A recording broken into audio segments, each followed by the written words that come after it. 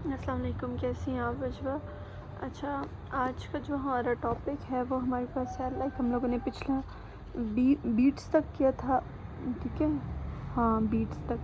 फिर उसके बाद आज हम लोगों ने करना है स्टेशनरी वेव्स और स्टैंडिंग वेव्स, ठीक है। इसमें आपके पास एक लॉन्ग क्वेश्चन इम्पॉर्टेंट है, इससे नेक्स्ट वाला ये वाला stationery waves in air column, ये इम्पॉर्टेंट लॉन्ग क्वेश्चन है, ठीक है। पहले मैं आपको ये करवा देती हूँ, इसके बाद हम लोग वो स्टार्ट करेंगे, ठीक है। सबसे पहले वो हमें क्या कह रहे हैं कि हम लोग के पास स्टेशनरी वेव्स जो होती हैं वो होती क्या। चलें, यहाँ पे हम लोग स्टेशनरी वेव्स की डेफिनेशन पढ़ लेते हैं। जस्ट आपके पास कहीं पे भी आता है, अगर लॉन्ग में कोई भी क्वेश्चन आता है तो आपने सबसे पहले उसको अटैम्प्ट करना है। स्टेशनरी वेव्स कहीं पे भी आता है, शायद आपके पास या आगे मेरे ख्याल में स्ट्रेच स्ट्रिंग में आता है या एयर कॉलम में आता है, जिसमें भी आती है तो आपने सबसे पहले स्टेशनरी वेव्स को एक्सप्लेन नॉट इसकी डेफिनेशन करना है, डिफ़ाइन करना है कि हमारे पास स्टेशनरी वेव्स होती क्या है। तभी मैं आपको थ्योरी ऐसे ही पढ़ा देती हूँ, फिर मैं आके आपको जो वो होगा मैथमेटिकली होगा तो वो मैं आपको फिर वीडियो बना दूँगी, ठीक है। अभी आपके पास यहाँ पे सबसे पहले stationary waves sometime waves do not seem to move rather they just vibrate about mean position. तो वो कह रहे हैं कि समटाइम हमारे पास जो होती हैं वाइब्रेशंस वो मूव नहीं करती, वो क्या करती हैं, एक मीन पोजीशन, एक मिड पॉइंट के दरमियान घूमती रहती हैं। Such standing waves can be seen on a rubber band. ऐसे हम लोग एक रबर बैंड पर देख सकते हैं। If a rubber band is tight at a both end and a plug from the middle, then stationary waves are produced due to the reflection of a wave. अब मैं आपको ये दिखाऊँ ना, अगर समटाइम हमारे पास, अब मेरे पास रबर नहीं है, अगर आपके पास यहाँ पे रबर ऐसे एक साइड पे यहाँ पे हो, एक यहाँ पे, एक आपके थंब पे और एक आपके मिडिल फिंगर पे, तो अगर आपके पास आप उसको दरमियान से ऐसे समटाइम ऐसे हम लोग अगर करें तो वो क्या करती है, उसकी जो वेव्स होती हैं वो क्या करती हैं, ऐसे बनती रहती हैं। वो अपनी जगह से हटती नहीं है। वो ऐसे नहीं होता कि वो मेरे हाथ से उतर के और इधर गिर जाए, ऐसा नहीं होता, ठीक है। फिर आगे आपके पास यहाँ पे इसकी डेफिनेशन क्या आ रही है, when two identical waves having same speed, जब हमारे पास दो आइडेंटिकल वेव्स होंगी जिनकी स्पीड क्या होगी, सेम होगी, amplitude and frequency travelling in opposite direction, और एम्पलीट्यूड और जो फ्रीक्वेंसी है वो क्या हो रही है, ट्रैवल कर रही है ऑपोजिट डायरेक्शन में, आर सस्पेंडेड, तो वो सस्पेंड कर देती है, are suspended then a wave obtain ना, तो फिर वो एक सस्पेंड नहीं कर सकती, सॉरी यहाँ पे, तो वो क्या करती है, वो ऑपोजिट डायरेक्शन में एक जो वेव उससे बनती है, जो वेव ऑब्टेन करता है, वो क्या करते हैं, उसको सुपरपोस्ट कर देती है। फिर आगे आपके पास है यहाँ पे स्टेशनरी वेव्स, इसको स्टेशनरी वेव्स कहती हैं। अब मैं आपको ये बताती हूँ कि हमारे पास, हम लोगों ने बहुत सी जगह पे जो वर्ड है सुपरपोस्ट, ये हम लोगों ने पढ़ा था, लेकिन हमारे पास हमें ये नहीं पता कि सुपरपोस्ट का मतलब क्या होता है। ऐसे ही है, तो हम लोग इसका मीनिंग मैं आपको बताती हूँ कि जो हमारे पास सुपरपोस्ट होता है, इसका मतलब होता है कि सुपरपोस्ट हमारे पास ऐसी चीज़ होती है जो एक दूसरे के ऊपर रखी हुई होती है। जैसे अगर हमारे पास एक दो चीज़ें हैं तो हमारे पास एक चीज़ के ऊपर दूसरी चीज़ को रखना, फ़ौक़ियत देना, एक किस्म की उसको फ़ौक़ियत उसको प्रियोरिटी देना, एक चीज़ के ऊपर दूसरी चीज़ को रख देना, वो क्या होता है, सुपरपोस्ट का होता है। फिर इसमें इसमें आपके पास जो आगे है वो जो है, stationary waves is formed by the superposition of two और मोर आइडेंटिकल वेव्स। तो वो कह रहे हैं कि स्टेशनरी वेव्स हमारे पास तब बनती हैं जब दो आइडेंटिकल वेव्स एक दूसरे के ऊपर सुपरपोजिशन लेती हैं। सुपर कह दी ना, सुपर का मतलब होता है ऊपर, तो हमारे पास सुपरपोजिशन का मतलब होता है कि एक दूसरे के ऊपर, ठीक है। इसमें आपके पास और ऐसे कोई भी इतनी ख़ास चीज़ नहीं है, इसमें और इतना मतलब बस इसमें से सुपर स्टेशनरी वेव्स की डेफिनेशन ही आती है। फिर आपके पास लॉन्ग क्वेश्चन, ये भी है इम्पोर्टेंट, लेकिन इसमें से ना अगर इम्पोर्टेंट मोस्ट इम्पोर्टेंट देखा जाए तो वो स्टेशनरी वेव्स है ना, एयर कॉलम है ना, वो ये स्ट्रेच स्ट्रिंग वाला भी कभी आ सकता है, लेकिन ये दोनों इम्पोर्टेंट है। तो जब ये दो इम्पोर्टेंट हो तो ऐसा कभी भी नहीं हो सकता कि स्टेशनरी वेव्स आपके पास कि वो कहें कि स्टेशनरी वेव्स को सिर्फ एक्सप्लेन करें, ठीक है। वो आपको ये साथ बताते हैं कि हमारे पास स्टेशनरी वेव्स किस में हमने एक्सप्लेन करना है, ठीक है। तो आपके पास सबसे पहले है stationary waves can be set up in any media which do not transmit energy from one point to another point. Stationary में वेव्स कहते हैं कि हम लोग उसमें स्टेशनरी वेव्स को बना सकते हैं ऐसे मीडिया में जो कि एनर्जी को एक पॉइंट से दूसरे पॉइंट तक ट्रांसमिट नहीं करती। Standing waves are also found on the string of a musical instruments. तो वो कह रहे हैं कि म्यूजिकल इंस्ट्रूमेंट्स के ऊपर भी हमारे पास क्या होती है, स्टैंडिंग वेव्स या फिर स्टेशनरी वेव्स हमें देखने को मिलती हैं। And are produced due to the reflection of a wave from the end of the string. तो जो हमारे पास म्यूजिकल इंस्ट्रूमेंट्स लाइक अगर आप गिटार ले लें तो गिटार के ऊपर आपके पास जो एक वो धागा या फिर मैं आपको क्या वो वायर जो होती है, आप उस वायर को ऐसे ऐसे करें ना तो वो क्या करें, वेव प्रोड्यूस करता है, ठीक है। तो वो रिफ्लेक्शन ऑफ अ वेव्स होती है उसकी स्ट्रिंग को जो होता है, उसका धागा जो होता है, उसकी वायर जो होती है, उसको जब हम लोग ऐसे वो करते हैं, मूव करते हैं। तो आगे आपके पास है consider a string of a length L. वो कह रहे हैं कि आप एक स्ट्रिंग की जो है वो लेंथ एल कंसीडर करें which is stretch by clamping it into ends. तो वो कह रहे हैं कि वो आप एक जो है ना स्ट्रिंग की लेंथ को एल कंसीडर करें और जिसको हम लोग स्ट्रेच करें एक दूसरे के clamping it into two and so that the tension in the string T, हमारे पास टेंशन जो है टी प्रोड्यूस्ड हो। To find the frequencies of vibration we have to pluck the string at a different point. फिर आगे आपके पास वो कह रहे हैं कि हम लोगों ने अगर ना यहाँ पे फ्रीक्वेंसीज को करना है, मेजर करना है या फाइंड करना है तो हम लोग क्या करेंगे, स्ट्रिंग को डिफरेंट पॉइंट्स पे प्लग करेंगे, ठीक है। अब आपके पास यहाँ पे ये देखिए स्ट्रेच स्ट्रिंग हमारे पास दोनों एंड से क्या है, ये देखिए ये हमारे पास एक एंड दूसरे एंड के साथ टाइटली बाउंड है, बंद है ना, बंधा हुआ है। फिर वो कह रहे हैं कि when string is plugged at its middle then stationary waves have a one loop is set up as shown in a figure 9.8। तो कह रहे हैं कि अगर हम लोग ये जो स्ट्रिंग है इस स्ट्रिंग को अगर हम लोग ऐसे मिडल से ऐसे स्ट्रेच करें लाइक ऐसे ले के आए पीछे तो क्या होगा, वो एक ही लूप में चलेगा, ठीक है। तो आपके पास एक लूप में वो बनेगा और एक लूप में वो शायद मतलब अगर हमने उसको ऊपर की तरफ स्ट्रेच किया तो वो क्या नीचे की तरफ ऐसे कर्व बनाएगा, अगर हमने उसको नीचे की तरफ किया तो वो क्या अगर ऊपर की तरफ बनाएगा।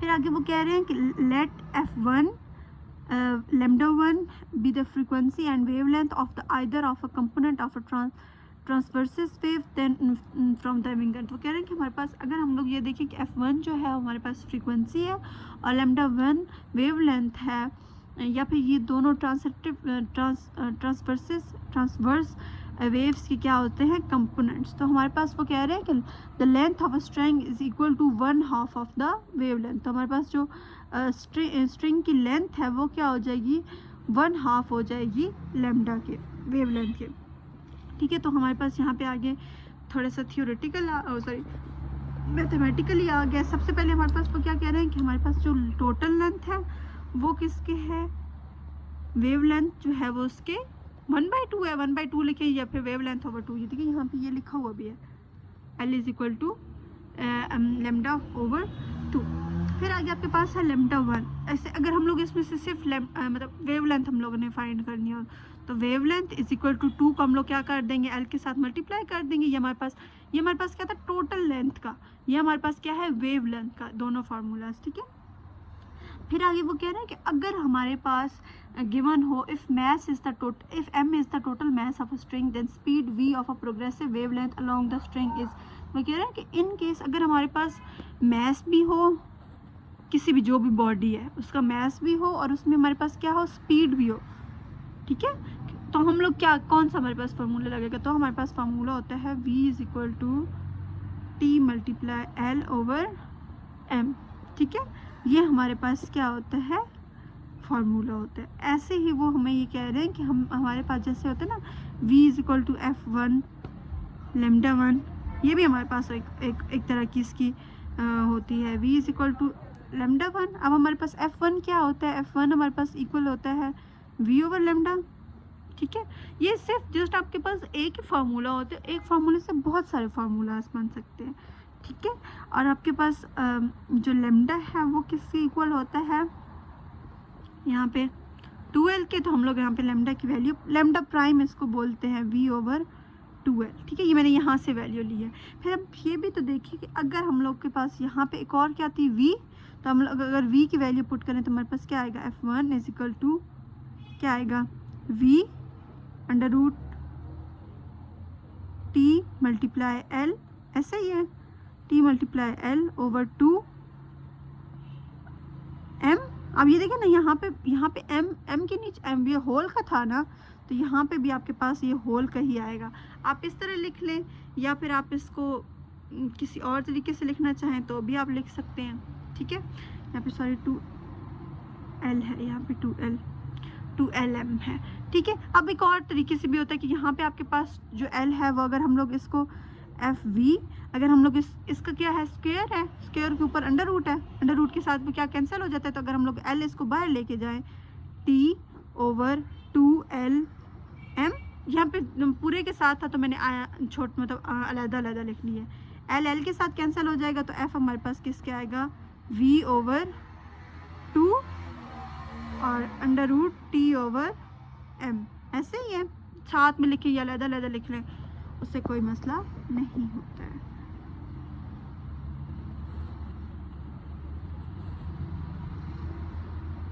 तो अभी आपके पास यहाँ पे नहीं, 1 मिनट 1/2 है, ओ नहीं सॉरी यहाँ से नहीं था।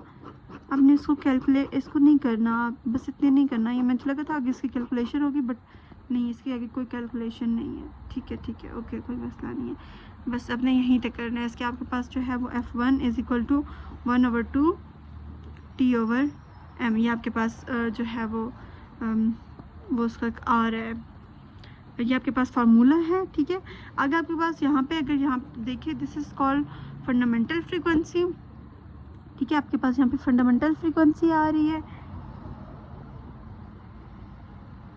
और फिर आपके पास यहाँ पे वो कह रहे हैं कि अगर आपके पास when string is plucked at 1/4 of its length then stationary waves has a 2 loops are set up। वो कह रहे हैं कि अगर आपके पास जो स्टेशनरी वेव्स है वो 1/4 पर मतलब एक साइड से अगर वो हो तो क्या होगा, हमारे पास क्या होगी 2 लूप होंगे। सेंटर में से किया था तो क्या आया था 1 लूप, अभी वो कह रहे हैं कि क्वार्टर में से करें तो हमारे पास क्या होगी 2 लूप्स होंगी प्रोड्यूस होंगी। लेट f2 एंड lambda2 है B the frequency and wavelength of either of the component, वही है कि हमारे पास f2 हमारे पास फ्रीक्वेंसी हो गया और आगे लैम्डा, बिल्कुल सारा कुछ वही है। और नीचे आपके पास कैलकुलेशन है, कैलकुलेशन हम लोग देख लेते हैं। कैलकुलेशन में उन्होंने पहले हमारे पास क्या था लैम्डा, लेकिन अच्छा पहले आपके पास यहाँ पे एक और चीज़ मैं आपको दिखाती हूँ कि हमारे पास पहले क्या थी, एक लूप थी, तो हम लोगों ने क्या किया था λ1/2। अब हमारे पास 2 लूप्स हैं तो हम लोग क्या करेंगे λ2/2, ऐसे ही है λ2/2 प्लस λ2, क्योंकि हमारे पास 2 जो हैं वो क्या कर रही हैं वो बन रही हैं, ऐसे ही है। फिर आगे हम लोग इसको अगर करें तो हमारे पास क्या आएगा 2 एंड कैल्शियम लेंगे तो सिर्फ 2 आएगा, λ2 प्लस λ2, ऐसे ही है ना, 2 1 2, एलसीएम लेंगे तो हमारे पास ये अब 2 है, 1 और 1 2, 2 λ2, नीचे वाला 2 ये 2 इसके साथ कैंसिल हो जाएगा तो हमारे पास l किसके इक्वल आएगा λ2 के, ठीक है। आगे आपके पास वो कह रहे हैं कि अगर हमारे पास वैसे ही है v is equal to f2 lambda है, f2 λ2, ये देखिए ये सेम है, यहाँ पे f1 था और λ1 था, यहाँ पे f2 है और λ2 है, तो हमारे पास क्या आएगा f2 किसके इक्वल आएगा v/λ2। तो हमारे पास λ2 किसके इक्वल था l के, बड़े वाला l के, तो हम लोगों ने यहाँ पे λ2 किसके इक्वल आ गया है l के, ठीक है। आगे आपके पास वहाँ वो कह रहे हैं कि अगर आपके पास यहाँ पर